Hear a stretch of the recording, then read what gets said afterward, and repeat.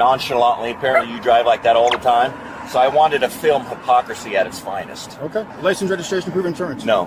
Yes. No. Yes. No. Because now you're in. No, I'm yes. doing nothing. If you're going to start this shit, if you're going to start this shit, you get your sergeant over here. License, registration. Get your sergeant over here. Get your sergeant over here. License, Get your sergeant over here. License? No, I ain't giving you. If you ever stop to record a cop doing something that he would pull you over for, you can expect retaliation in the land of the free, home of the brave, by other cops who are going to treat your right to record as though it were some kind of criminal activity. This is body camera footage from Adams County, Colorado that shows a wrongful arrest that ended in an $80,000 settlement and a supervisor apologizing on the side of the road. This is former Denver Reserve Police Officer Barry Zatkalik, and he stopped to record a deputy that he believed was speeding. But he ended up in handcuffs for obstruction, even though he didn't commit a crime. Welcome back to the land of the free, home of the brave. We're going to check out this video and make some comments along the way. Hit it, Barry. Hey, I can do that. I can tell you to that's the First Amendment. If you got a problem, get your sergeant out here. You ain't getting my shit. You ain't getting my shit. And I will arrest you for obstruction. You do that, buddy, and I'll sue the out of Adams County. Hi, how are you? Good. Everything okay? Yep. Can I get your name and badge number? For what? What? For what? What do you need? So I know who I'm making a complaint against. For what? For speeding. Speeding? Yes, sir. Okay. I have you recorded doing 80 miles an hour in a 65 mile an hour zone. Okay. No headlights, no sirens, nonchalantly. Apparently you drive like that all the time. So I wanted to film hypocrisy at its finest. Okay. License, registration, proof insurance. No. Yes. No. Yes. No. Because now you're in. No, I'm doing nothing. If you're going to start this shit, you get your sergeant over here. Well, you know what? Technically, Barry is obstructing. The only problem, he's obstructing injustice and hypocrisy. And the cop doesn't like it, so he's going to retaliate, of course, because cops are good at that. Get your sergeant over here. Get your sergeant over here. Get your sergeant over here. License? No, I ain't giving you shit. Get your sergeant over here. You pulled over on a traffic stop, so you had to... I didn't pull over on your traffic stop. Yes, you did. I pulled over here because I had to answer my phone. No. Yeah, License? that's exactly why. You're not getting shit from me. If you're going to keep this up, get your sergeant out here. License, registration, You ain't getting shit from me. Hey, you ain't getting shit from me. Then now you're obstructing. And no, I'm not. Obstruction is a physical... No, it's not. Look, dude, you better get your sergeant out here, now okay? You're verbally assaulting Get your sergeant out here. License, registration, hey, proof insurance. I can do that. I can tell you to that's the First Amendment. If you got a problem, get your sergeant out License, here. registration, you ain't getting shit from me. Get your sergeant out here. Okay. I'm asking for your sergeant for the last time. And I'm asking Get for your sergeant out here. Well, you ain't getting my shit. You ain't getting my shit. You ain't getting nothing. Okay, then I will arrest you for obstruction. You do that, buddy, and I'll sue the of Adams County. Step out. Step out. You better get a... I want a sergeant here. Step out. I want sergeant. At this point, Barry has successfully walked over and nonchalantly opened the fuse box door to this deputy's mind, metaphorically speaking, and he's pulling fuses, and there's nothing this deputy can do about it because he's completely lost his cool, lost his composure, professionalism is out the window, and he's riding strictly on an ego magic carpet ride. He's currently hovering at about 30,000 feet, but don't worry, the deputy has a safety net. It's called qualified immunity, and you can guarantee nothing is going to happen to him. And the $80,000 ain't going to come out of his pocket. Step out, and you're going to get tased. Somebody get tased. I have a weapon right here. Where? What do you have? I'm just going to secure that in here, okay? Do you have a CCW? Yes, I do. Yeah, he's a Denver cop. Or he's a Denver cop. And Really? I know my rights too, buddy. Okay. Cool. Thank you. You want to get me out of the road here so I don't get run over?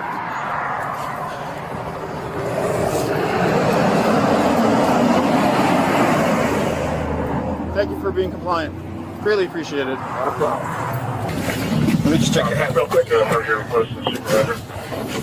All right, sir. He said I was doing 85 and a 65, and he's just recording hypocrisy at its best. So then I asked him for his license registration because he pulled up on my traffic stop. So I was dealing with him second, and he wouldn't give it to me because he's a Denver cop and he knows his law, his rights. Is he retired? I don't know. I didn't even see. I just saw he was a Denver cop. Kind of hard. Denver Reserve. So, how exactly did he obstruct? Well, That's what we got to clarify. well, I'm trying to get it. He came up here. The bumper sticker is hilarious. F Joe and the Ho and the Dems. If I, in all honesty, I should have contacted him sooner, but I didn't. I waited for my traffic stop, so I contacted him. He was video recording me, so I was asking for all of his information. He was like, he's not giving it to me. He wanted a supervisor. He was just video recording? And then when I was asking, Did he walk up to your stop? No. But then, You don't have obstruction? but when I was trying to get his information here, Yeah, but you got to have a reason to get his information. Like, he has to have committed a crime. You have to have reasonable, articulable suspicion. He can't be just sitting there engaged in a constitutionally protected act, and then you ask for ID and then say he's obstructing if you don't get it. Right. he wouldn't give me his information here. He wouldn't identify himself here. It's weak. Yeah. It's very weak, but, and I can care less that I say it on the camera. But, And I asked him to step out, and he stepped out lawfully. Just wouldn't identify himself. It's weak, but I got it. I'm driving down 85. I'm leaving Brighton. I'm on my way to the Ford dealership to get my core back on the starter. Okay? I'm doing 65. This guy passes me, and I look at my thing, and I'm doing the speed limit. And he passed me, I mean, pretty aggressively. So I started to go to catch up to him because I wanted to pace him to see how fast he was going. He was going about 80 miles an hour. I recorded it. Like I said, he just passed me and he disappeared. Okay? So my intention was, I've got this on video. I was going to call the station and complain. Get a hold of me. Yeah, whoever. Actually, that's what we've come to. Right. So I had no idea where he went, but I turned on 104th to go to the Ford dealership, and he had somebody pulled over, and right at the same time my phone rang.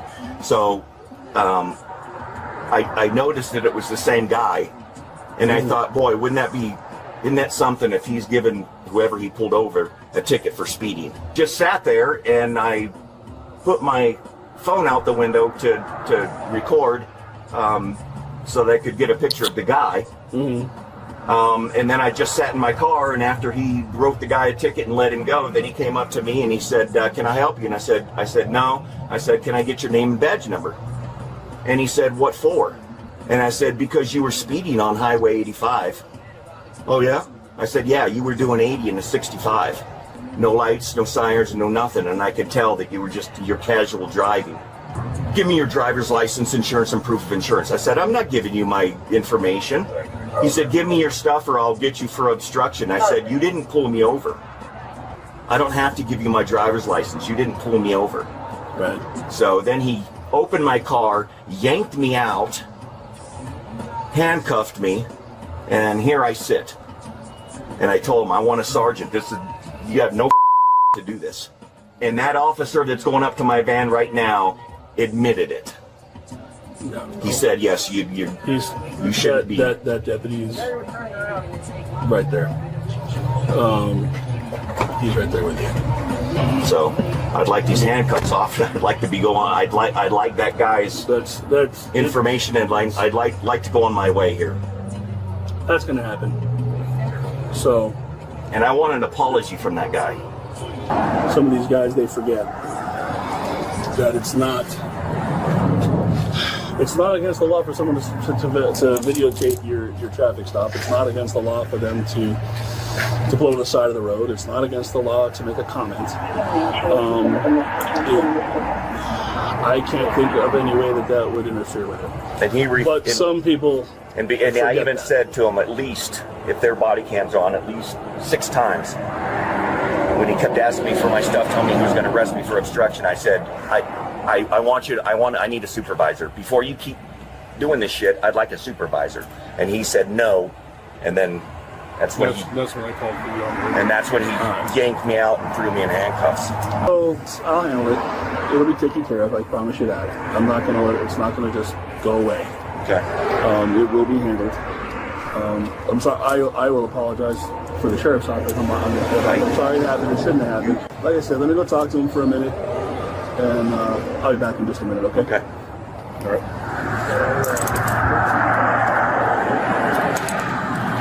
You know, I just wonder if this would have happened if that guy was not a reserve Denver police officer.